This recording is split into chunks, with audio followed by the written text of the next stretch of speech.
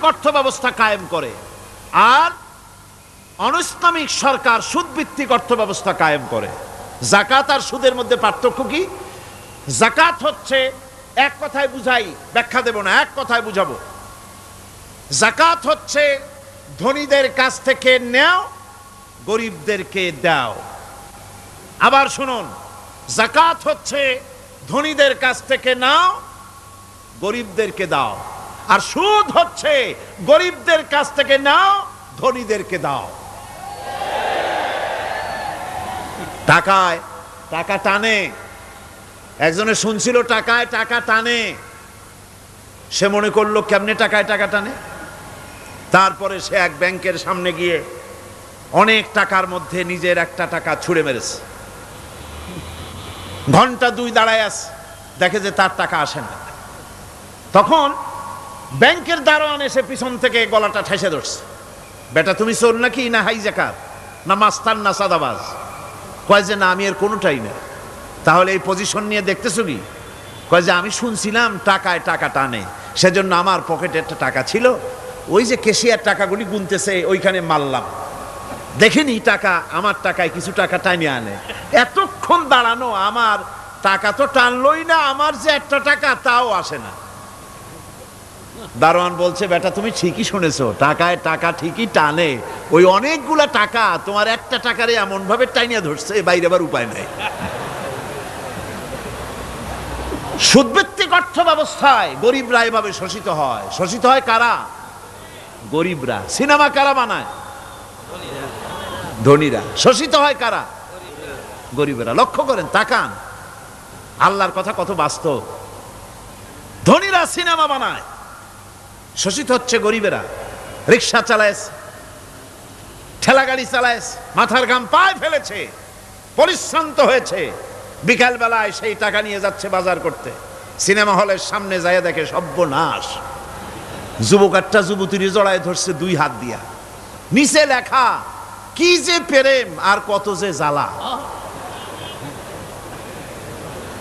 বেচারা গরিব মানুষ মাথা গরম হয়ে গেছে এটা দেখিয়া, যে বাইরে যদি এত জ্বালা, ভিতরে না জানি কত মজা। যে টাকা দিয়ে চাউল কিনতো, সেই টাকা দিয়া টিকিট কিনে সিনেমায় ঢুকলো। এর মাথা ঘামানো পয়সাগুলি পাইল কে? বড় লোকই পেল। বড় লোকেরা ব্যাংকে টাকা রাখে, গরিব মানুষেরা ব্যাংক থেকে টাকা লোন নেয়। কৃষি লোন নিল, গরু কিনলো, বীজ কিনলো, সার কিনলো। আকাশ থেকে বৃষ্টি হলো না, অনাবৃষ্টি, অতিবৃষ্টি, খরার কারণে ফসল হলো না। ব্যাংক কি তার লোন মাফ করবে? তার সুদ মাফ করবে? শেষ পর্যন্ত গরুটা বেচা, মায়ের হাতের, বউ হাতের শেষ চুড়ি গাছা বিক্রি করে লোন পরিশোধ করলো। বড় লোকের টাকা ওখানে ছিল, ওই টাকায় আরো টাকা গিয়ে জমলো, আর গরিব ফতুর হয়ে গেল। এই জন্য আল্লাহ পাক বলেছেন, সুদ হচ্ছে ওয়াহাল্লাল্লাহুল বায়া ওয়া হাররামা রিবা।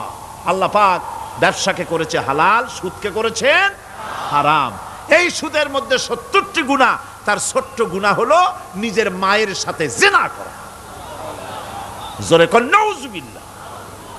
মায়ের সাথে জিনা করার চাইতেও নিকৃষ্ট, এটা হলো ছোট গুনাহ। টের পাইছেন? এইটাই হলো ছোট গুনাহ। তাহলে বড় গুনাহ কি? বড় গুনাহ হচ্ছে আল্লাহ আর তার রাসূলের সাথে যুদ্ধ করা। নাউজুবিল্লাহ পড়ে। সুতরাং এই সুদভিত্তিক অর্থ ব্যবস্থার, এই সুদভিত্তিক অর্থ ব্যবস্থাকে নির্মূল করে দিয়ে ইসলাম যাকাত ভিত্তিক অর্থ ব্যবস্থা কায়েম করেছিল, যার ফলে মানুষ খেয়ে পরে সুখে শান্তিতে বসবাস করেছে। চুরি নাই, ডাকাতি নাই, জেনা নাই, ব্যভিচার নাই, হত্যা নাই, ধর্ষণ নাই।